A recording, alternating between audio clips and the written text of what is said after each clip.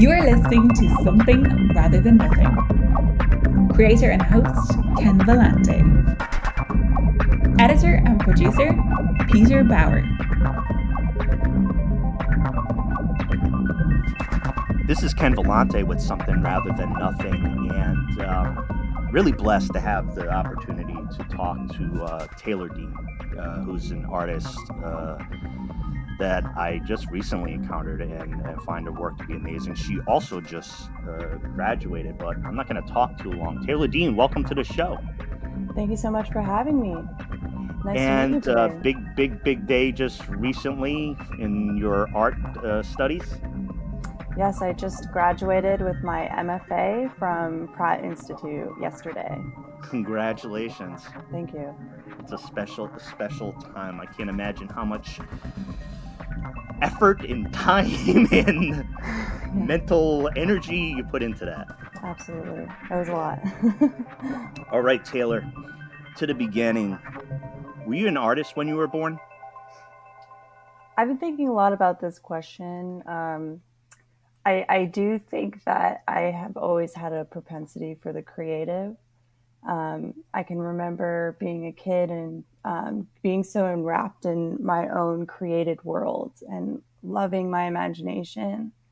And I was talking to my younger cousin the other day, and he was like, "I'm bored." And I was like, I never really got bored as a kid because I was always so enwrapped in my imagination, and I never really felt like there was a moment that was dull because of that. And I think that is what made it easier to become an artist. Obviously, I think our environments also help, and that if people encourage you to become an artist, or at least are open to the idea, that it's easier. But I think I always needed that outlet. And so I got really into cartooning when I was a teenager. And I tried to be a musician for a while, and that did not work for me. I wasn't very good at it. But art stuck. And I think that I was very much naturally apt to working with my hands and drawing rather than other types of creative activities, which I find kind of interesting. Yeah, and just to give listeners a sense of things, maybe we can just drop into we could just chat about a couple projects, a couple pieces that you've done. I like I said, I recently encountered your work and just really drawn in, and it's evocative. I don't want to describe your art. I want you to kind of tell us like what you're up to. Yeah. So when I was in Pratt and things were online for a period of time, I was taking a bookmaking class. And I'm kind of bad at following the rules. And I was just kind of like seeing how far I could push the boundaries of what a book is. And for my final project, I started making paper sculptures that were like folded and still using kind of the framework of a book. But kind of trying to break the rules as much as I could with it. And so I ended up making this kind of paper lantern-like thing, or maybe it looked like a kite. I don't know. I've had it described both ways, but I had these watercolor paintings on every side of this paper sculpture that I made, and it was made of 3 boxes connected to each other, kind of like the tiers of a cake almost. And each watercolor painting was paintings of landscapes I've seen in the last year in Oregon.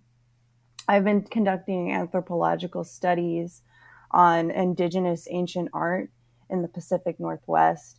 And a lot of the paintings came from these archaeological sites that I had seen, the beautiful views of these places where people had lived for thousands of years before I had been there. And the spiritual power at these sites is very intense.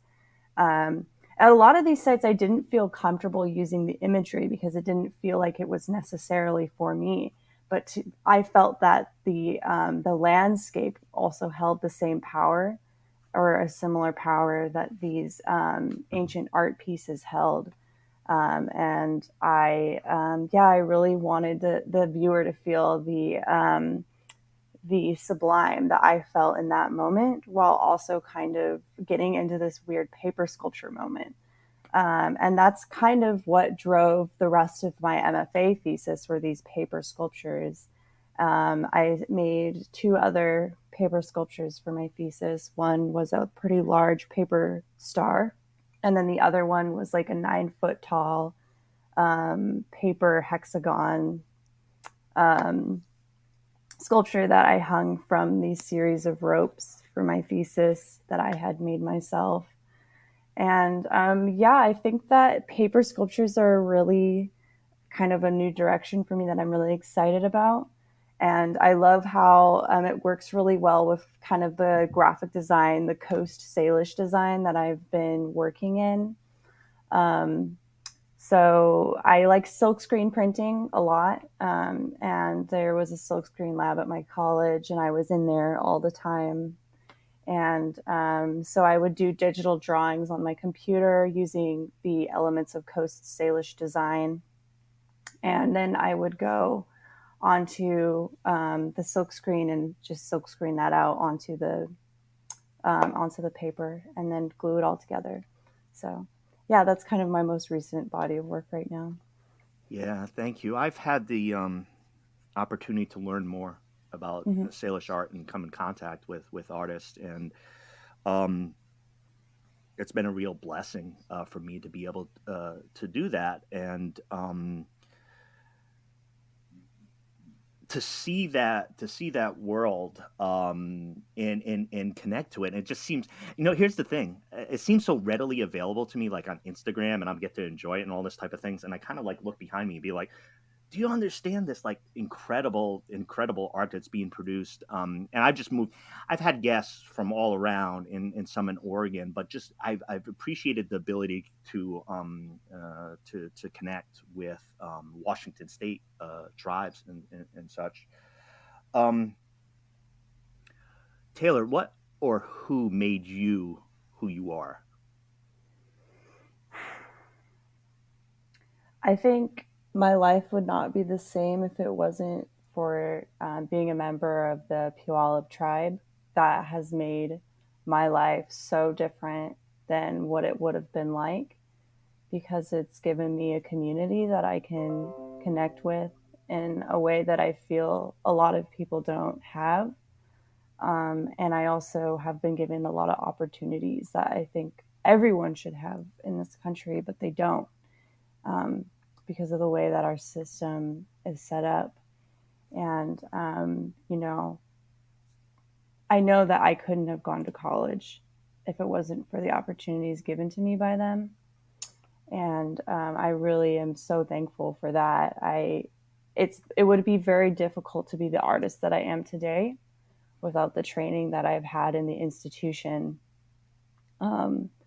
I think that it's really helped me hone my skills and be able to focus on that in a way that I think might have been more difficult if I hadn't have had those opportunities. And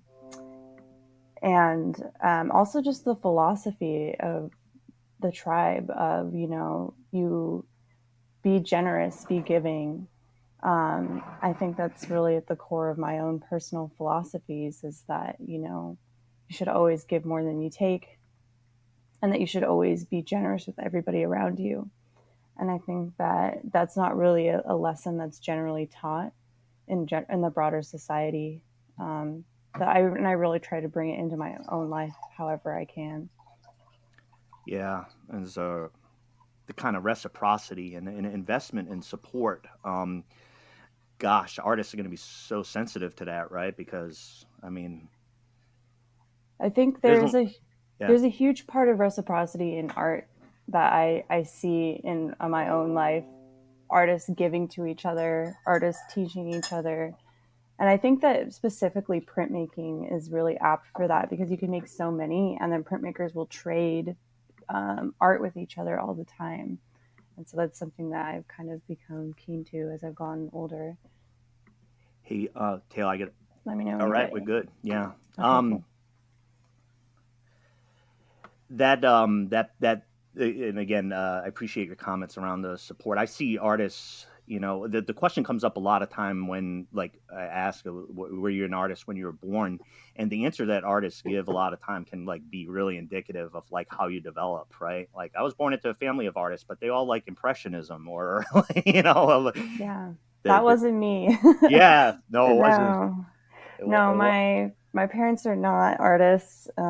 They're very much so working class folks who, don't really know much about art, but my mom knows a little bit, and was always trying to help me learn about things I was interested in, even though she didn't know how to make art herself. But going to graduate school, I did realize like, when I would talk to people, they'd be like, oh yeah, well, my mom's an artist or like whatever. And I'd be like, wow, like that, you're so lucky. Like I can't imagine what that must have been like. It must have really helped you.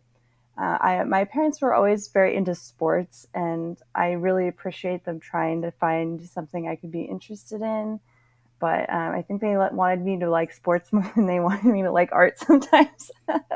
So it was definitely what I focused on more as a kid. I was a volleyball player instead of, spending all my time making art. But I still learned a lot from volleyball, like how to like work in a team, which is something I do all the time now. A lot of my work ends up being collaborative, especially as a printmaker. You're always working with other people to try to make the print happen. And you're never isolated in a print lab. You're always around somebody else. And a lot of my work has become collaborative because I'm interested in the social world. I'm interested in justice. And because of that, I'm interested in politics, frankly. So I think that the skills I learned as a kid still transfer over into being an artist today. Yeah, yeah. I picked up on a particular point you were saying about like when you went to school, and it's an experience I had as well, where you're talking to people and like, oh, my dad did this and my mom did this, particularly in the art world. And it cuts both ways, I mean, I found that like when I talk to people about that, they can be so weighed down by their history. Like they're like, fuck art. Like, I don't want to do anything related to art. And they might be an artist, or it can be, for me, I felt not coming from that background, I felt that I've had freedom, which is scary a lot of the times. Like, what do I even do? But I feel it cuts both ways, and I've actually liked the liberation and freedom of not coming from that. Yeah, I've known so many people who feel like they're in the shadow of their parents, and I can't imagine how difficult that must be. To feel like I have to measure up to them. I don't feel that way about my parents. We're doing our own things. Yeah. My dad does construction, so we're kind of in like he does a lot of like commission work and things that he would put as artistic. So we have like that in common, but it's not the same at all. So, Taylor, we're talking about art, throwing the term around. I wanted to ask you, what is art?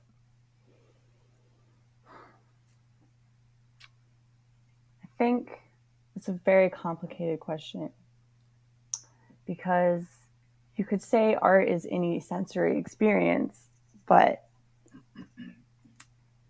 then that qualifies a lot of things that might not be art to be art. Especially since I've gotten into art that's more intangible and more of just an experience or an interaction. I'm like, well, what is art?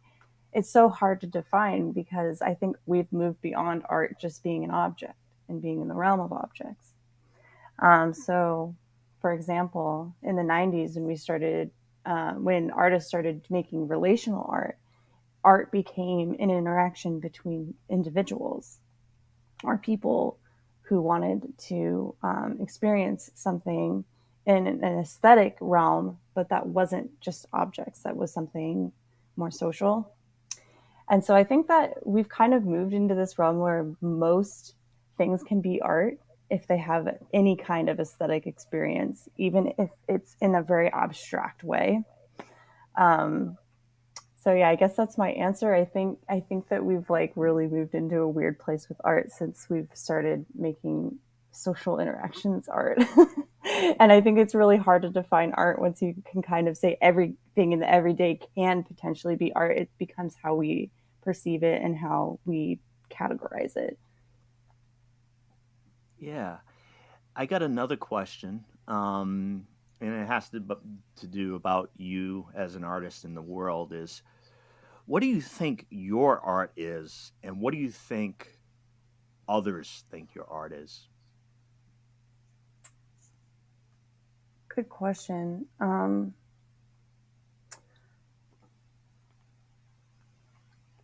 I think my art is still very based in the object, for the most part. I think my art is always has political undertones, even when it is something in the more abstract. Because when I make art about Coast Salish design, I'm making art about a history that is very political inherently, and I'm making art about spirituality in a way that is that has these messages that are like, I'm trying to convey something about my belief system, not just in the spiritual realm, but about morality and ethics. So when I make an art piece about an oral story about the salmon, what I'm really talking about is the relationship that human beings have to the natural world. I'm not just talking about, oh, this story, because these stories were made for us to learn and to teach. And I think that that's maybe what my art is about, is trying to convey a message through the various types of mediums that I'm using, because I think that, you know, it's easy to just tell people something, like, you should believe this. But to tell a story that has a message, or to make artwork that is about a story, I think you can kind of subliminate those like authoritarian ways of telling people how to believe. How do other people see my art? I don't know. I mean, it's hard to be in the shoes of another. Yeah. I think that it's kind of hard for a non-Indigenous person to exactly understand what I'm talking about, or even maybe a non-Coast Salish. But I think that you can get hints, because you do see things in the natural world coming up. And sometimes I am very blunt about what I'm trying to say. And so if you kind of look at my body of work together, you can piece everything into a wider narrative about, okay, here we're talking about environmentalism. Quite often we're talking about revitalization of Indigenous culture. We're talking about mixed race issues. We're talking about whiteness. We're talking about colonialism. So I think that I really hope that my viewer does, even if they don't know all of the specifics of what I'm trying to say. You know, they might not know the story that I'm alluding to in this piece, but they will see there's a connection between my identities, my belief systems, and the imagery that I'm using. Yeah. Can you talk about your, I like to, I like to, when it's appropriate and it's proper, talk about and have a question around, does art have a duty to disrupt, right? The politics of it, the object itself, your Right. history. I know artists can be frustrated by like where they come from and trying to create something like it's political because of where it comes from, or who I Right, am, or right, what I said somewhere. right. Do you find that a difficult or problematic dynamic of like getting, if you, here's what I want to say: if you're trying to have art and make a political statement, not a statement, have it be political, do you have, do you get frustrated with how you do that, or how other people are trying to see it? How do you deal with the political dynamic of it? Right. I see what you're saying, and I know a lot of people experience feeling frustrated about, like, oh, just because I make art about my identity, that's political to you. And yeah, I hear that, and I think that that's a really valid feeling. I feel complicated about it. I think I am very excited about the political world. I see the implications it has on the social, and I think that there's something that really drives me there. But a lot of people are like I don't want my work to be perceived that way. And I understand that feeling because it feels like your identity maybe is being put into a box. And I don't want to feel that way either. But at the same time, I feel very engaged with the political world. And I also believe that the personal just ends up being political for almost everybody, you know? You can, you might just be making work about being a housewife, but that is inherently political. Because when we talk about the domestic, we're talking about a history of gender interactions. And that is inherently a part of our political world. And I feel the frustration with it, and maybe someday that won't be the case. But I feel personally very excited about the opportunity to talk about politics in my work. And I don't know, I respect how other people feel, though, because I do think it is frustrating. And I do get kind of frustrated with the idea that there can't just be an aesthetic quality for Indigenous artists. And I would really hope that my work wouldn't perpetuate this idea that, just because you're making art about your identity, that therefore it's political, because, there are people who are whatever identity and they just want to make abstract paintings because they love abstract paintings. And that's amazing. I want them to be able to not have to talk about their race, their gender, their whatever in a discussion about their art, because that's not what it's about. They just want to make a beautiful painting. And I think that that is inherently valid as well as any political artwork. But there's just something about me that I have like a drive for politics.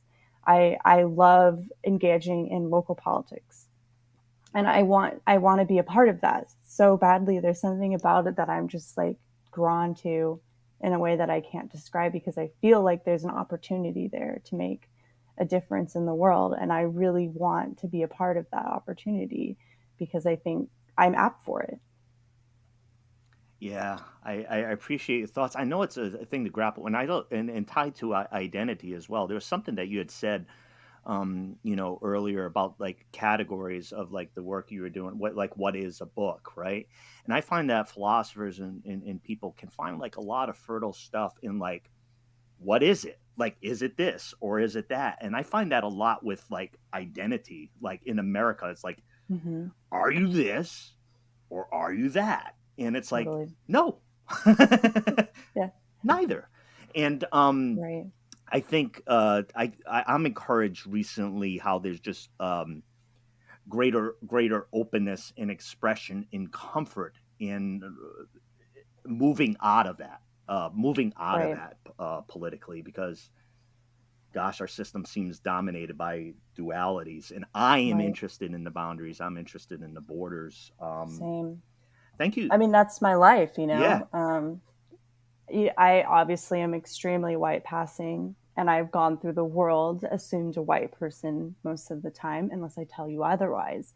So that puts me in a very interesting, different position than a lot of other people.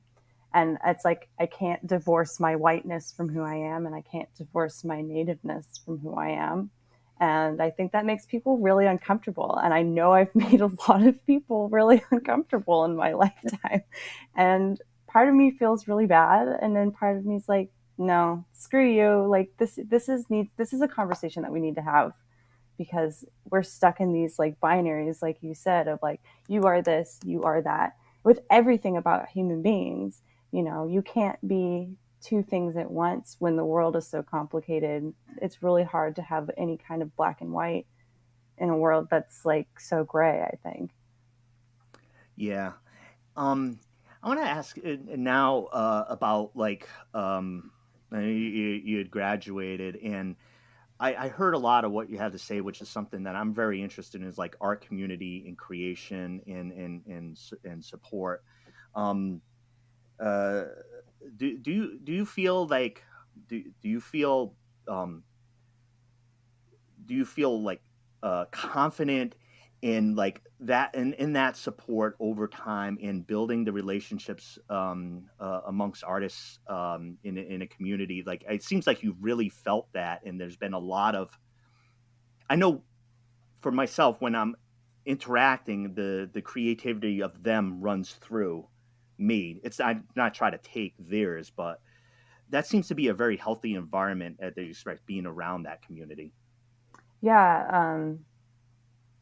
Like I said, I come from a printmaker tradition, and that is just inherently people who need community to make their work and are thrust into it. And maybe I'm a little bit more of an introverted individual, but I also really enjoy the community aspects of the work that I've made. And I recently ended up doing a project where I collaborated with a nonprofit group called Recess. And the community that they have is really incredible. They help expunge youth's records from the prison system, and they give them a job and they give them training in the arts. And so it's this really amazing organization that's working through arts and education to really make a difference in the world. And through that community, I've really been excited to work with art and politics. And I think that that is what art can do, is we can build this ideal world. You know, you want to see the end of the carceral state. Well, here's an example of how we can do this through art, because they're literally helping people restructure their lives in a way that we can stop the cycle of abuse. And, you know, it's empowering too, because, you know, they're not just like telling you how to be. It's like a very like collaborative environment where people have authority over their own lives in a way that I think that the prison system never gives you. And I think that that is really motivating for people to take better control of their lives. And so, yeah, I'm like really into this group because I feel this like sense of community and this like amazing opportunity that we could translate into the rest of the world of how art can become a vehicle for change in your individual lives and in a bigger structure. And they also have a print lab, and they use printmaking often. And I think that that's very indicative of how printmaking is this like community space that is very healing. That is very positive for artists, because when I hear other people talk about my work or talk about their work, ideas go off in my head too. And I think that when we're all sharing our ideas rather than like, you know, in our isolated spaces, I think that all of our work gets better. And so through Pratt and through this organization, Recess, I think I'm really gained a lot in friendships and in professional relationships that I hope to take forward to the rest of my life and continue to work with people in those organizations for as long as possible. Yeah, thank you. And your mention of the prison system, of course, its connection to capitalism. I thought of a book, The Carceral Capitalism. I believe it's by Jackie Wang. And I think on the back of it or somewhere, this is not going to be an exact quote, but it's a beautiful, beautiful, like, mind-blowing thing. What do we make of the beautiful vine along the trellis of the prison walls? Wow. You know, it's like, what do we do with that? It's beautiful. It's in the house of pain, right? So right. I love that. I love that analogy in her analysis. Thank you for your comments. Yeah. All right, Taylor. Why is there something rather than nothing? Yes, this question. Thank you. That's a really interesting question. I've been thinking, what is something? Okay, whenever you want to define something, what is nothing? I think nothing would be not having consciousness of the world around you. Like going like through the world as like a plant, maybe, or an animal in a smaller sense, who arguably have more or less consciousness. The something is our ability to experience the world, remember it, and learn from it. And I think that the reason why we have this is because human beings need other human beings. And we use our consciousness to connect with each other, to create communities, to create culture. And the culture becomes the expression of our something. And so, of course, as an artist, I'm like, the art becomes the expression of the something. Because that's how we communicate. That's how we created culture. That's how we remembered our culture, was, carving on a rock wall. It's how we have become who we are, and it's how we've expressed our consciousness. And, I guess there's a lot of ways you could go with that, but I'm always thinking about culture and what its role is in society. And so I think that's kind of immediately where my brain goes, is something is consciousness, and consciousness happens because we needed culture. Yeah, thank you. I was basing this on, you just graduated yesterday. I'm smart enough to go right to the. Yeah, She's hot off. They're hot off the MFA. Yeah, hot off the MFA, and like Press. Now I'm gonna ask the question. Yeah. We're always like asking those types of philosophical questions in our degrees. So yeah, I was ready. Awesome. Yeah. Taylor, I want people to connect with your art and finding you. And can you tell us? I mean, physical places to find things, online. I want the listeners to be able to see your work. Where do they go? How do they navigate? Okay, so the best place to find my work on the internet is my Instagram, Taylor Dean Art, and I also have a website, but I don't remember the URL. It's a Wix website. Hey, Taylor, it'll be in the show notes. You're off the hook. Okay, cool. Yeah, I'll send that to you. I recently made a new website for myself with all my MFA work on it. And in person, I kind of have a lot of stuff going on. So I have a exhibition happening in Astoria, Oregon. It's a group exhibition, and it is an all Indigenous artist exhibition curated by an Indigenous artist. And it's going to be at 1312 Commercial Street in Astoria, Oregon. I want to make sure that's the right address, which maybe we could put that in the bio as well. That's so wonderful. I love this story, and hear that it's all an Indigenous show. That's really exciting. Mm-hmm. Yeah, it is 1312 Commercial Street, so I remember. Yeah. But yeah, I'm really excited. I don't think I've ever been to Astoria, weirdly enough, and I've lived in Portland for over 20 years.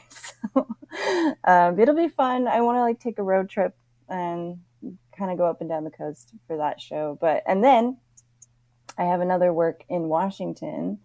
I'm going to be a part of what's called the Bellwether Festival. And I'm going to be having a large-scale mural in this festival. And I believe the dates for that starts on September 10th, and it's going to be in Bellevue, Washington. And I can get the exact locations on that as well. Yeah. And when's the Astoria one open up? I believe June 12th. June 12th. Oh, wow. That's soon. Wonderful. Yeah. I'm glad to hear about that. I like a story. I grew up in Rhode Island, drawn to the oceans, and there's a kind of that wild, violent ocean history, and it feels different there. I think you'll pick up on it, but very excited to hear about that show. I know for sure I will be going to Astoria for that. Sweet. Yeah, I'm definitely going to be there on the opening. I have one other work that's going to be on the East Coast for our East Coast listeners. It's going to be on Roosevelt Island near the FDR Four Freedoms statue.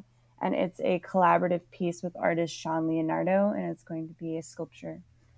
So that's my 3 pieces that I have on display right now. Amazing. Well, you do have a lot. You do have a lot going on, and within I do. I'm happy. I'm happy to have had the time with you to be able to talk about these questions and Absolutely. connect the listeners to what you're up to, because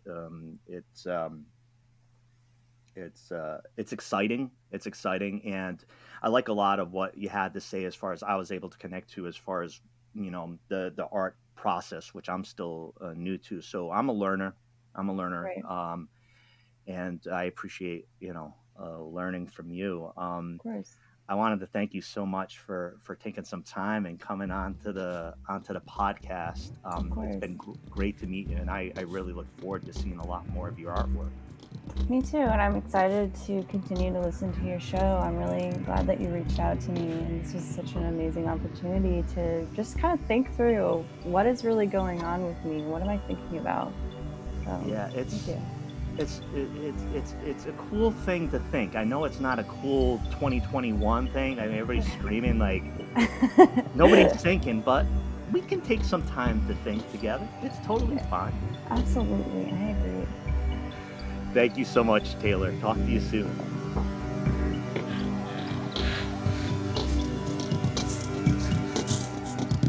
This is Something Rather Than Nothing,